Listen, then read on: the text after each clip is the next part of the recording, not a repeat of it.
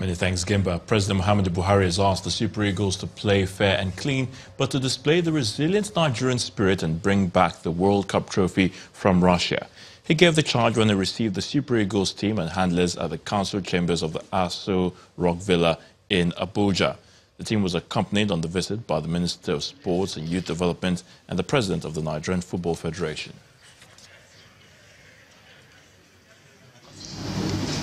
As we prepare to depart for the FIFA 2018 World Cup Finals in the Russian Federation, you are going to represent us in Russia. You must bear in mind that you are not just going for a tournament.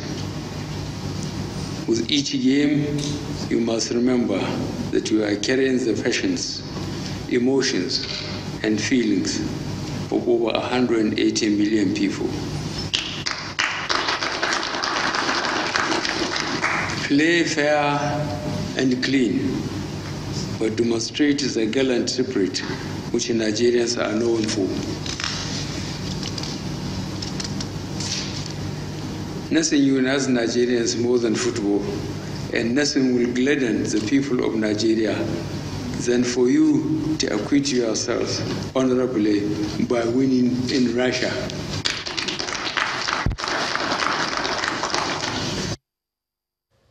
Meanwhile, Super Eagles technical advisor Gennett Rowe has dropped 4 players from his World Cup bound squad, cutting down the 30-man list to 25.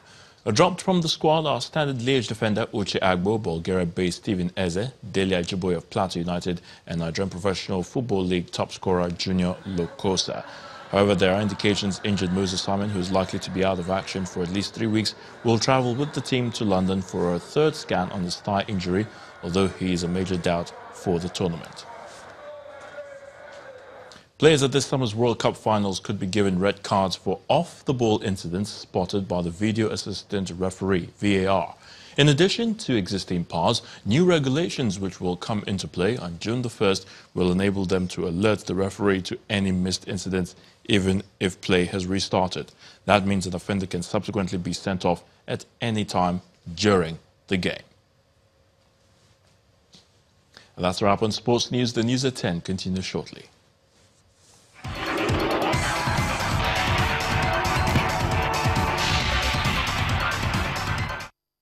Zimbabwe is gearing up towards its first elections after the longtime ruler of former President Robert Mugabe. President Emmerson Mnangagwa has announced that the country will hold its national elections on the 30th of July.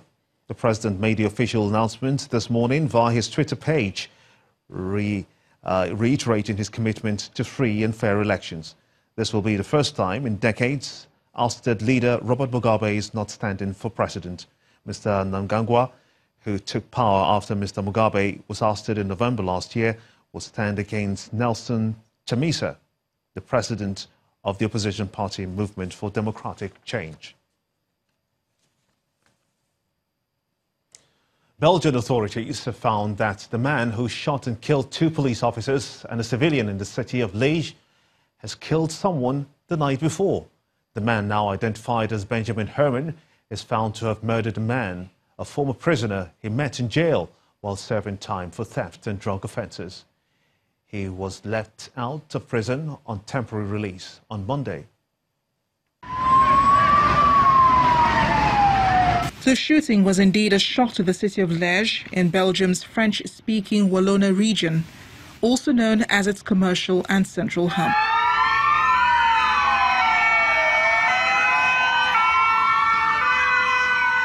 The gunman, 36-year-old Benjamin Herman, had been released on parole from a prison near Liège, close to the German and Dutch borders. Earlier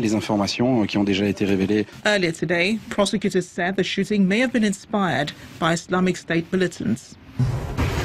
These first elements have to be understood as the modus operandi regularly shown on the internet by IS in their video messages, suggesting to attack the police with a knife and rob them from their service weapons. Also the fact that the perpetrator shouted at different times Allahu Akbar, and finally the information furnished by the Federal Police of Liège and the State Security Service, according to which the perpetrator was in touch with radicalized persons.